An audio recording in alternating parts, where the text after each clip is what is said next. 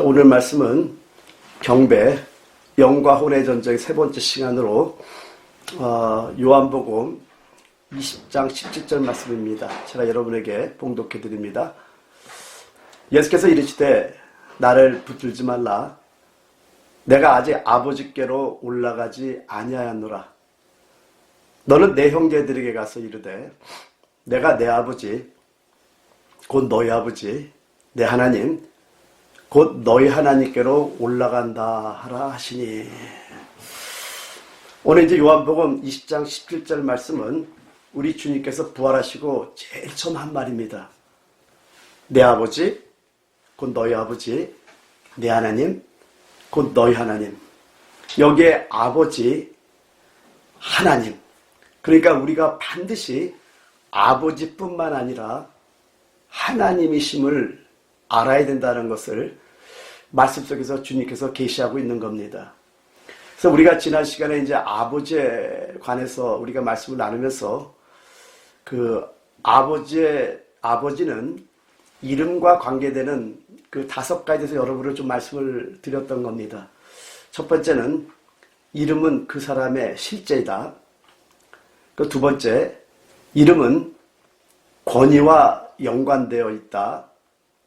그리고 세 번째는 하나님의 이름은 하나님을 위해 분별된 것이다.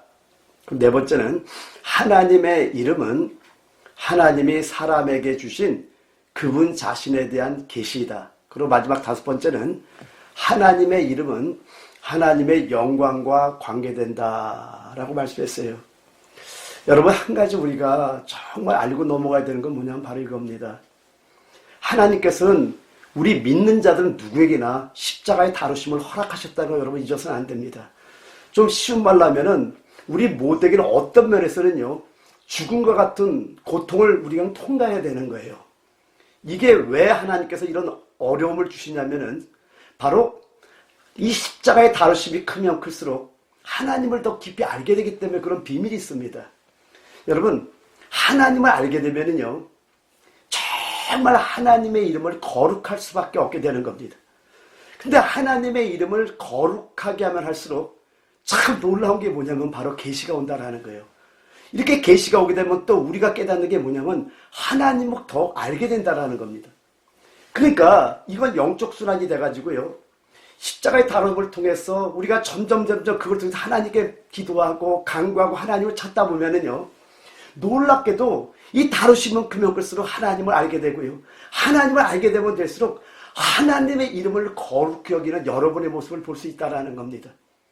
그리고 놀라운 것은 뭐냐면은 하나님의 이름을 거룩하면 거룩하게 할수록 하나님의 계시가 오는 거예요. 그래서 여러분, 이 계시라는 것은 요한복음 17장 6절에 주님께서 말씀했죠. 내가 아버지의 이름을 나타내었다고 말씀합니다. 계시와 관계된다는 거예요. 근데 여기서 끝난 것이 아니라 요한복음 17장 26절에 말씀하기를 내가 내 아버지의 이름을 그들에게 알게 하였고 또 알게 하리라고 말씀하고 있다는 거예요. 그러니까 계속적인 계시가 오면 올수록 아버지에서 우리는 더 알 수 있다는 겁니다. 그래서 오늘 이 5가지는 그냥 넘어갈 것이 아니라 정말 우리가 하나님의 이름에 대한 계시가 임함으로 말미암아 하나님을 더욱더 생명으로 누리는 여러분이 되기를 예수를 축원드립니다. 이제 오늘은 하나님에 관해서 보도록 하겠는데요. 여러분, 아버지는 개인과의 관계를 말하고 하나님은 우주와의 관계를 말씀합니다.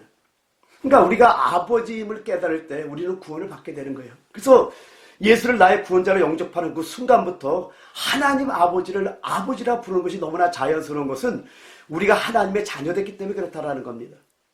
근데 이렇게 하나님을 아버지심을 깨달을 때 우리가 구원을 받는데, 하나님이심을 깨달을 때 나는 다 끝난다라는 겁니다. 이 부분은 너무나 중요한 것입니다. 하나님을 정말 깨닫기 시작하면은요, 점점 나라는 존재가 사라지고 오직 하나님의 생명으로 차나가는 걸 느낄 줄 믿습니다. 한번 따라합시다. 경배는 영으로 깨닫는 데 달려있다. 또 한번 따라합니다. 경배는 영적인 눈이 열려 보는 데 달려있다. 여러분, 경배는요, 영으로 깨닫는 데 달려있는 거 여러분 아셔야 돼요. 그래서 경배는 영적인 눈이 열려서 보는 데 달렸습니다. 그래서 경배는 반드시 계시를 필요로 한다는 겁니다. 계시가 있어야 참다운 경배를 할 수 있게 되는 겁니다.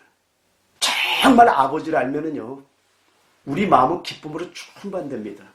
근데 정말 하나님을 알면은 우리 마음은 영광으로 충만되는 거예요. 그 영광이 뭐냐라는 겁니다. 여러분, 영광은 설명할 수가 없어요. 그런데요, 하나님을 본 사람은 영광이 무엇인지를 안다라는 겁니다. 여러분, 고린도후서 5장 11절에 보면은요, 사도 바울이 고백하기를 우리는 주의 두려우심을 알므로라고 고백합니다. 근데 여기 보면은요, 여기 두려우심을 안다고 할 때 이 두려우심이라는 단어는 헬라어로 포보스라는 단어입니다. 근데 이게 어떤 뜻이냐면은 사도 바울이 다메섹 도상에서 체험한 것 같은 그런 두려움입니다.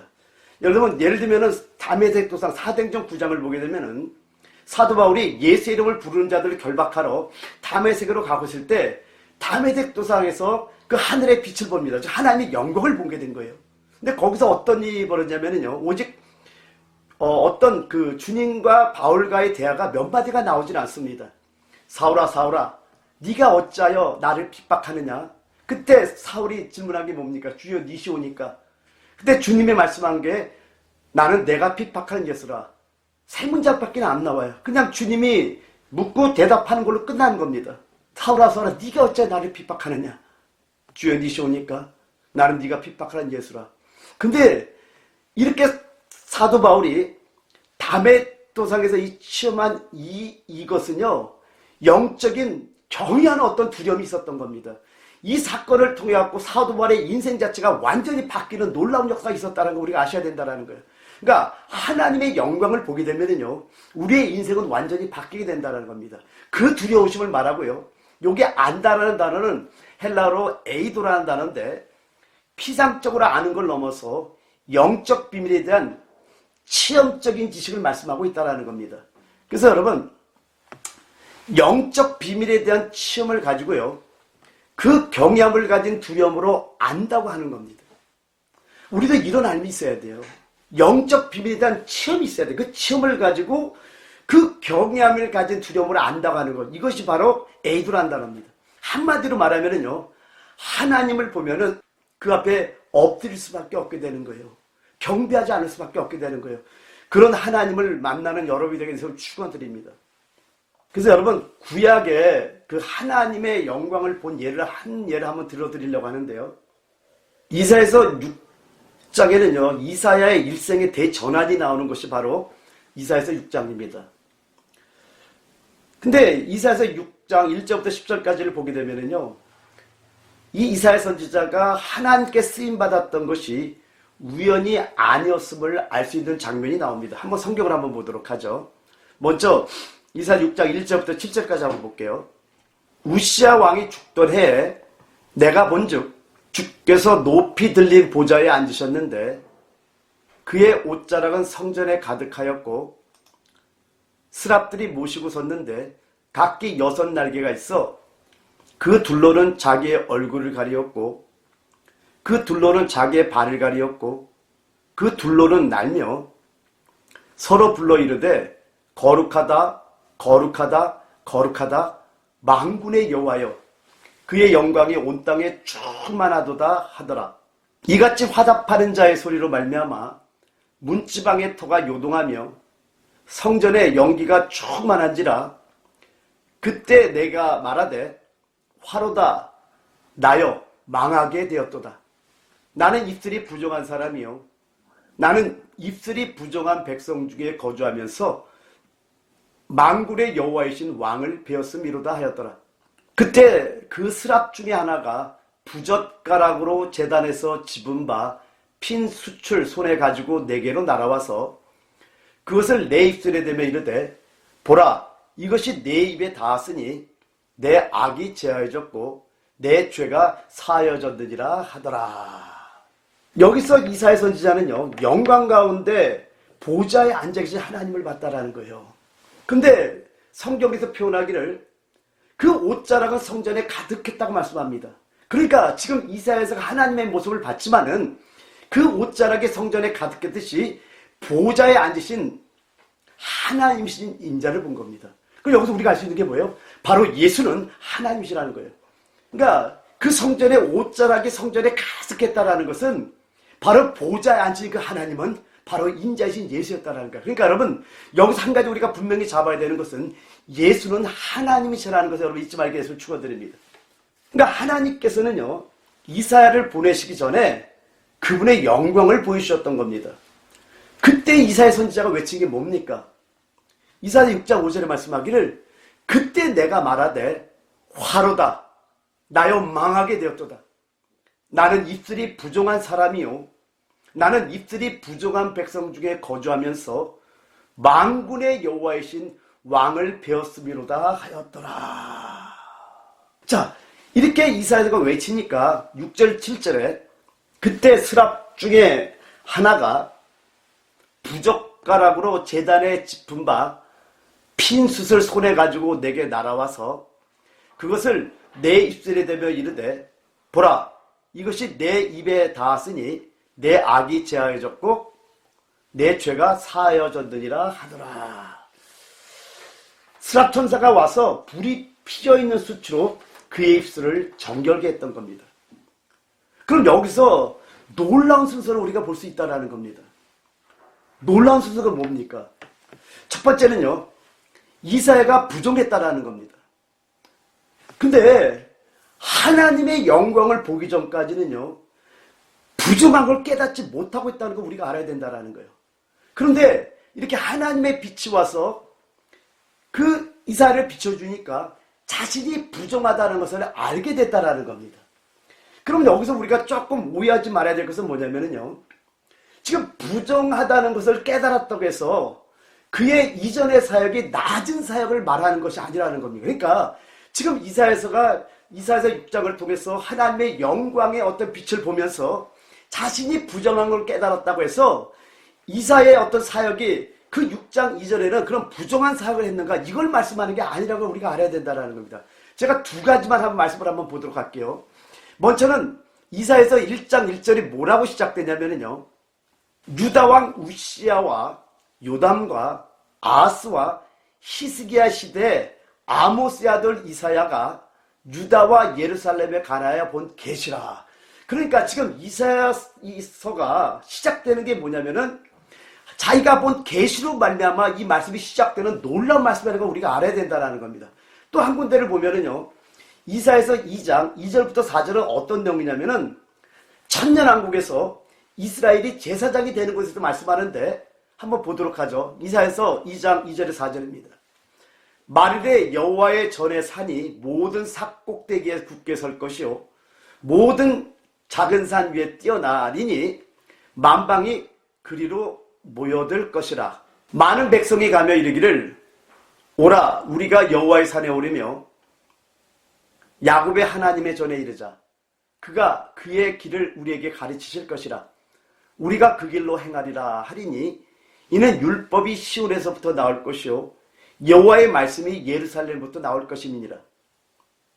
그가 열방 사이에 판단하시며 많은 백성을 판결하시리니 무리가 그들의 칼을 쳐서 보습을 만들고 그들의 창을 쳐서 낫을 만들 것이며 이 나라와 저 나라가 다시는 칼을 들고 서로 치지 아니하며 다시는 전쟁을 연습하지 아니하리라. 그러니까 이스라엘이 천년왕국에서 제사장이 될 것이라는 것을 예언해서 말씀하고 있다는 겁니다.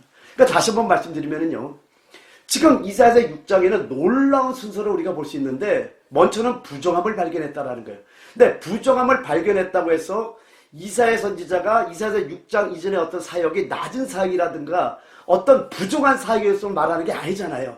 그러니까 하나님의 영광을 보면은 우리 자신이 드러나는, 이게 마찬가지로 사도 바울 같은 경우에 디모데서 1장 15절에 말씀하기를 내가 죄인 중에 괴수라고 하는 것이 사도 바울이 정말 괴수였기 때문에 그렇게 고백했나요? 그것이 아니라 하나님의 영광을 정말로 체험하게 되면은요, 내가 정말로 더러운 걸 발견하기 시작한다는 그런 의미를 우리가 알아야 된다는 겁니다. 그러니까 이사야서 6장 이전에 이사야는 열심히 하나님의 사역을 감당했던 겁니다. 그런데 하나님의 영광의 빛이 딱 오니까, 하나님의 빛이 오니까 자신이 부정하다는 것을 깨달았다는 거예요. 여러분, 이 사건이 우리에게도 그대로 임해야 됩니다. 그리고 이렇게 깨달으니까 어떤 일이 다음에 순서로 연결되냐면은 부젓가락으로 스락 천사가 입술을 대므로 말미암아 바로 정결케 되는 은혜가 임한다라는 겁니다. 그리고 네 번째는요, 보내심을 받았다는 거예요. 이게 바로 8절입니다. 그래서 이사야 6장 8절에 말씀하기를 내가 또 주의 목소리를 들으니 주께서 이르시되 내가 누구를 보내며 누가 우리를 위하여 갈꼬 하시니 그때 내가 이르되 내가 여기 있나이다 나를 보내소서 하였더니 보내심을 받았다라는 거예요. 그리고 이어서요 이사야 선지자에게 위임하신 주님의 경고가 나옵니다. 이게 바로 이사야서 6장 9절 10절 한번 보면은요 여호와께서 이르시되 가서 이 백성에게 이르기를 너희가 듣기는 들어도 깨닫지 못할 것이요 보기는 보아도 알지 못하리라 하여 이 백성의 마음을 둔하게 하며 그들의 귀가 막히고 그들의 눈이 감기게 하라. 염려하건대 그들이 눈으로 보고 귀로 듣고 마음으로 깨닫고 다시 돌아와 고침을 받을까 하노라 하시기로. 이사야에게 위임하신 주님의 경고가 나오는 거예요. 그러면 주님께서 이사야 선지자에게 위임하신 경고가 뭡니까? Go and say to these people. 이 백성들에게 가서 말하라고 한 게 뭐냐면은 이스라엘 백성들이 치료되고 회복될 길이 없을 것이라는 것을 말하라는 거예요. 즉 하나님의 심판이 너에게 임한다는 걸 말하라는 겁니다. 그리고 연결해서요 11절 상반절에서는요 주님의 이 경고에 대해서 이사야가 질문합니다. 그리고 11절 하반절에서 13절까지는 어떤 내용이 나오냐면은 이사야의 질문에 대한 주님의 응답이 있습니다. 한번 보도록 하죠. 이사야 6장 11절에서 13절입니다. 먼저는 그 이사야 선지자의 질문이 나오죠. 내가 이르되 주여 어느 때까지니까 하였더니 주께서 대답하시되 성읍들은 황폐하여 주민이 없으며 가옥들에는 사람이 없고 이 토지는 황무하게 되며 여호와께서 사람들을 멀리 옮기셔서 이 땅 가운데 황폐한 곳이 많을 때까지니라. 그 중에 10분의 1이 아직 남아있을지라도 이것도 황폐하게 될 것이나 밤나무와 상수리 나무가 뱀을 당하여도 그 그루터기는 남아있는 것 같이 거룩한 씨가 이 땅의 그루터기니라 하시더라. 이거 놀라운 게 뭐냐면요. 이 예언적 경고는요. 대략 BC 758년에 주어졌습니다. 실질적으로 주어졌던 예언적인 경고였던 거예요. 그리고 BC 606년경에 바벨론의 침공과 포로됨으로 실질적으로 성취됐다라는 거예요. 그리고 여기에 내용이 어디 나오냐면 열왕기하 24장, 25장을 여러분이 읽어보면은 이 내용을 어느 정도 여러분이 알 수 있습니다. 그러니까 지금 이사야 선지자가 먼저 하나님의 빛을 보고 자기가 부정함을 깨달은 거예요. 처음에는 부정함을 몰랐다라는 거예요. 그런데 하나님의 빛이 오니까 자신이 부정하다는 것을 깨닫게 되고 그리고 정결케 되고 그리고 나서 보내심을 받고 나서 받은 게 뭐냐면 주님의 위임을 받았는데 바로 위임하신 것이 뭔가 했더니 주님의 경고였던 거예요. 근데 그 이 예언적인 경고가 실질적으로 대략 BC 758년에 주어졌고요. BC 606년경에 바벨론의 침공과 포로됨으로 성취됐다라는 거예요. 그래서 바벨론 사람들은요 예루살렘을 황폐게 했고요. 중요한 인물들을 사로잡아갔던 겁니다.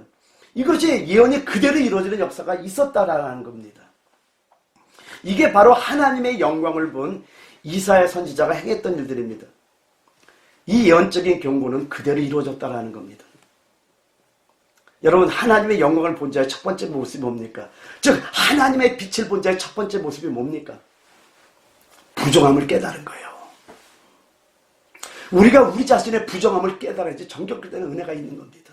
제가 가면 갈수록 하나님 앞에서 깨닫는 게 바로 이거 같아요. 아 그래서 사도 바울이 디모데서 1장 15절에 내가 죄인 중에 괴수라고 고백하는 것이 하나님의 빛이 임하면 임할수록 자신의 존재가 발각되기 때문에 주님 앞에서 이렇게 고백할 수밖에 없게 되는구나를 알게 되는 겁니다.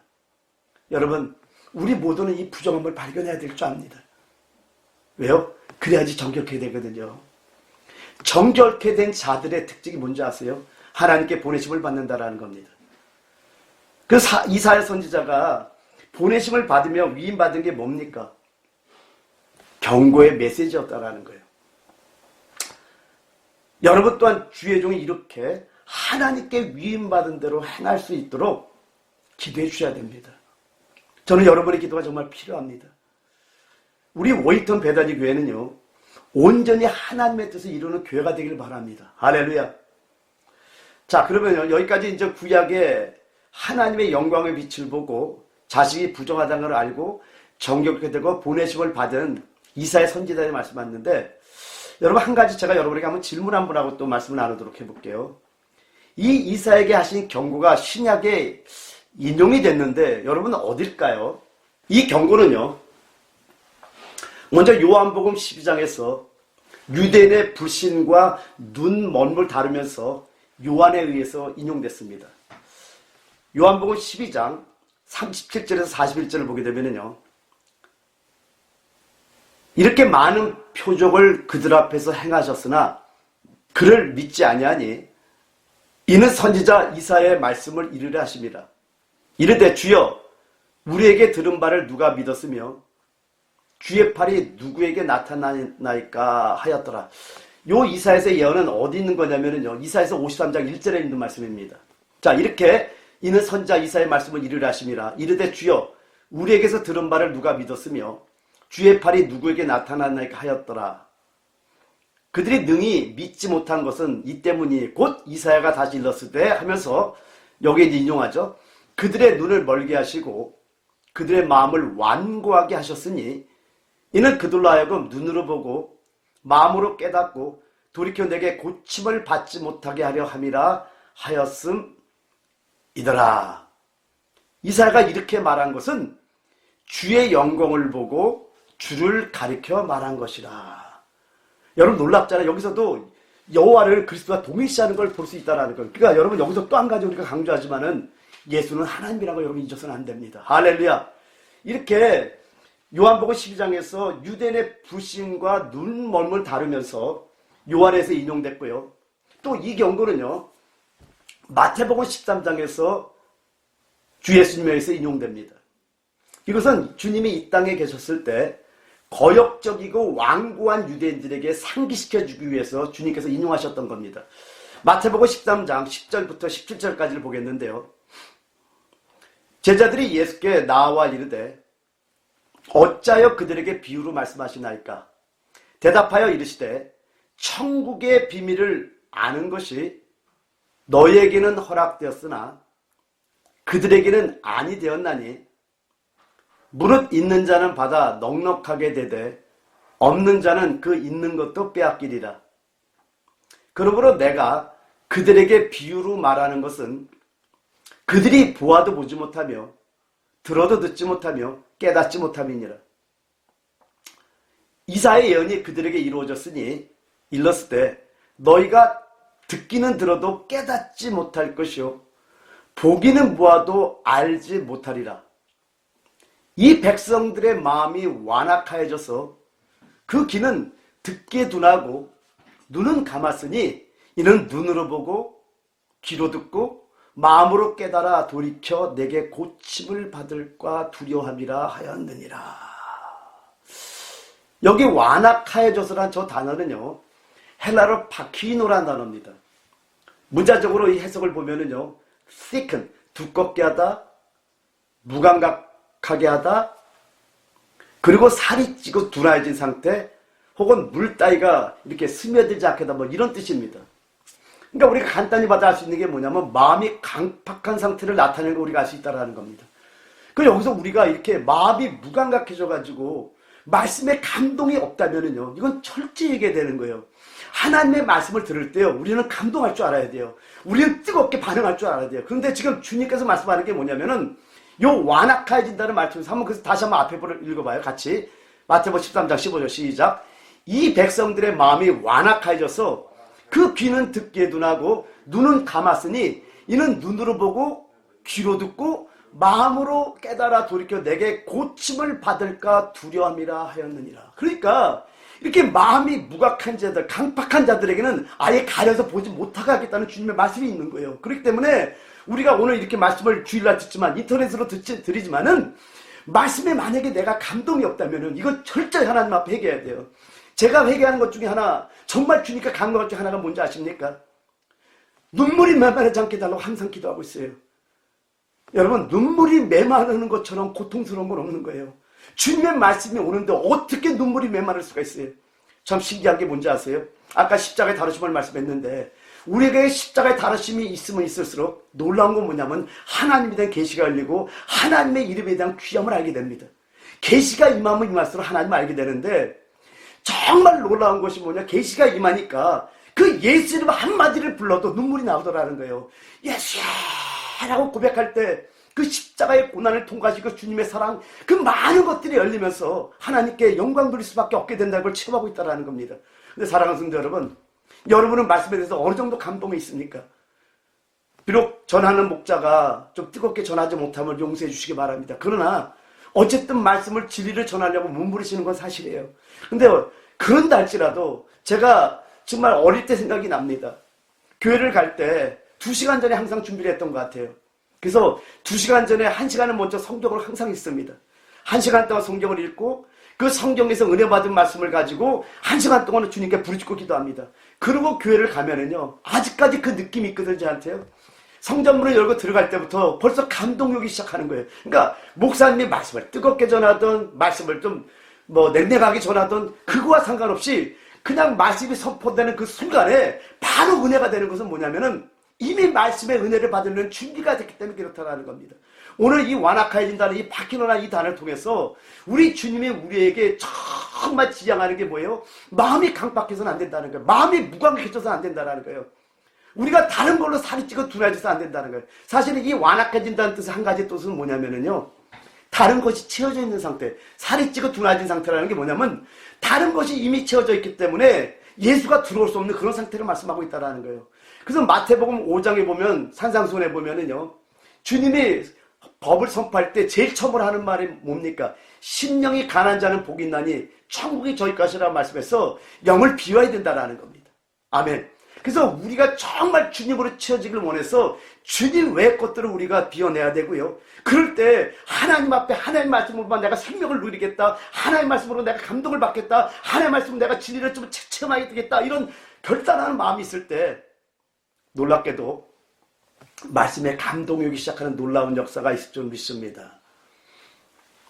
근데 여러분, 이렇게 그런 자들도 있지만 이제 16절부터 17절을 보게 되면은요, 그러나 너희 눈은 봄으로 너희 귀는 들음으로 복이 있도다, 이런 자들이 될지어다. 내가 진실로 너에게 이르노니 많은 선지자와 의인이 너희가 보는 것들을 보고자 하여도 보지 못하였고 너희가 듣는 것들을 듣고자 하여도 듣지 못하였느니라. 여러분, 지금 마태복음은 천국복음에 대해서 말씀하고 있습니다. 천국 비유를 말씀하고 있다는 거예요. 일반적인 우리가 비유를 들 때는요, 어떤 상황을 잘 설명하기 위해서 그거를 이해하기 쉽게 비유를 드는데, 지금 마태복음의 13장에 있는 천국 비유는 볼 자는 보고 못 볼 자는 보지 못하고 망하게 하려고 이걸 갖다가 지금 하고 있다는 거 우리가 알아야 된다는 겁니다. 근데 여기 마태복음 13장 12절에 뭐라고 말씀합니까? 무릇 있는 자는 받아 넉넉하게 되되 없는 자는 그 있는 것도 빼앗기리라 라고 말씀하고 있다는 겁니다. 여러분, 있는 자가 뭡니까? 그럼 없는 자는 누굽니까? 여기서 있는 자와 없는 자가 대두되고 있다는 걸 여러분 아셔야 됩니다. 있는 자는 주님을 따르는 자를 말합니다. 이렇게 주님을 따르는 사람에게는 천국에 관한 계시가 풍성하게 주어진다는 겁니다. 그래서 여기 없는 자는요, 이 안에서의 없는 자는 주님을 배척한 유대인들을 말하지만 쉽게 말하면은요, 주님을 따르지 않는 자를 말씀합니다. 이렇게 주님을 완악해서 말씀에 감동도 없고 그냥 종교적으로 따르는 자들에게는 있는 것까지도 빼앗긴다고 성경은 말씀하고 있다는 겁니다. 그럼 우리 워이턴 배단육의 성도님들은 이 두 무리 중에 어디에 속해 할까요? 있는 자에 속해 할까요? 없는 자에 속해 할까요? 주님을 따르는 자들 되기를 예수님의 이름으로 축원드립니다. 할렐루야. 자, 이제 두 군데를 말씀했고요. 또 이사야에게 한 이 경고는요, 또한 사도 바울에서 인용을 됩니다. 사도 바울에서 인용됐는데 사도행전 28장 25절에서 27절을 보게 되면요, 사도 바울이 복음 전파 중에 믿지 않는 유대인들에게 상기시키기 위해서 이 말씀을 인용합니다. 한번 보죠. 사도행전 28장 25절에서 27절입니다.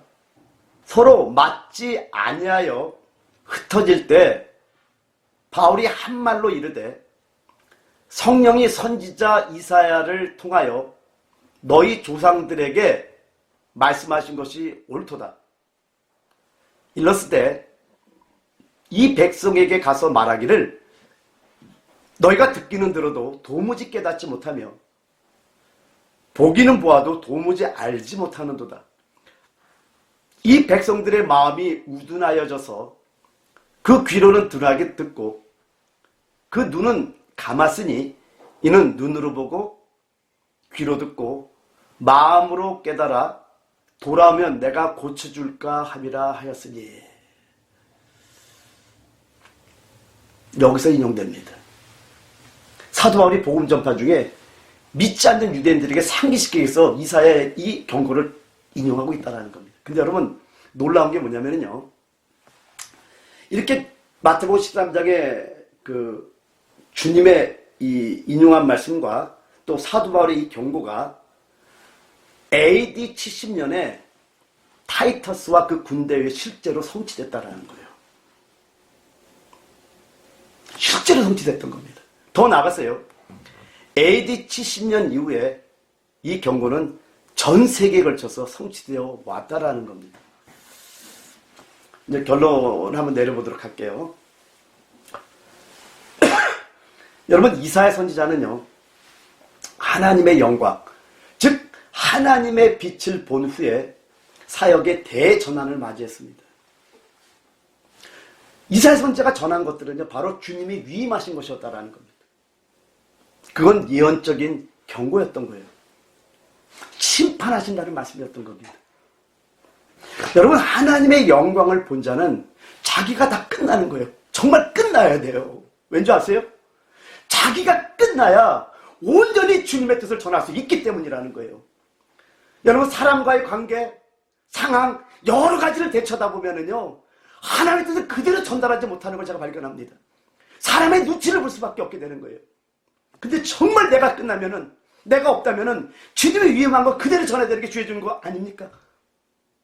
저는 우리 워싱턴 배달역의 모든 성도님들과 함께 하나님의 영광을 보기를 원해요. 그러니까 저만 하나님의 영광을 보기를 원하는 것이 아니라 우리 모든 성도님과 함께 하나님의 영광을 정말 보기를 원합니다. 그래서 여러분에게 한 가지 부탁이 있어요. 이 종이 하나님의 영광을 봤다면은, 그 영광 속에서 하나님의 위임을 받았다면은 여러분 전해야 될까요? 아니면 사람의 눈치를 봐야 될까요? 여러분 어떻게 생각하십니까? 정말 솔직하게 한번 우리가 나눠보죠. 그렇다면 저를 위해서 기도를 부탁드립니다. 저를 위해서 정말 기도를 부탁드립니다. 종은 하나님의 심판에서 전해야 돼요. 싫어도 전해야 돼요. 또한 여러분이 진리의 말씀을 듣고 깨달았다면요, 여러분 또한 하나님의 영광을 보기 위해 주님 앞에 나와 함께 기도합시다. 여러분, 때가 너무나 가까워요. 머뭇거릴 시간조차도 없는 것 같습니다. 오늘 요한복음 20장 17절에 우리 주님께서 내 아버지, 곧 너희 아버지, 내 하나님, 너희 하나님이라고 말씀했다라는 겁니다. 사랑하는 성도 여러분, 아버지에 대한 계시가 더욱더 열리고요, 하나님의 영광을 체험하면 체험할수록요, 여러분 비밀이 바로 이거예요. 이 땅에서의 참된 행복을 누릴 수 있다라는 겁니다. 이게 아이러니한 비밀입니다. 하나님의 영광을 본 자들의 삶은 인간적으로 볼 때 아름다운 삶이 아니에요. 십자가를 통과하는 삶입니다. 그렇다면 여러분, 이제 여러분은 아버지에 대한 계시가 열리고 하나님에 대한 영광을 체험할 자세가 되리라고 저는 믿습니다. 그렇다면 여러분, 한 가지 여러분 결단할 게 있어요. 여러분에게 주어지는 그 십자가 피하면 안 돼요. 왠지 아세요? 피하면 더 큰 게 또 기다리고 있어요. 근데 신기하죠? 눈물을 흘리면서도 주님의 기쁨이 나의 힘이 돼서 그 길을 따라가면은 참 신기한 행복이 여러분 안에 싹 트는 걸 발견하게 될 겁니다. 저도 하나님의 영광을 체험하고 아버지의 이름에 대한 계시가 열리면 열릴수록 제 안에서 이루어지는 그 엄청난 하늘 왕국을 체험하고 있습니다. 여러분, 하나님의 나라는, 하나님의 왕국은 통치 개념이에요. 내 안에 그분의 통치가 많으면 많을수록 나는 엄청난 하늘나라를 소유하는 자가 되는 거예요. 사랑하는 성도 여러분, 정말 여러분과 함께 하나님의 영광을 보고 싶습니다.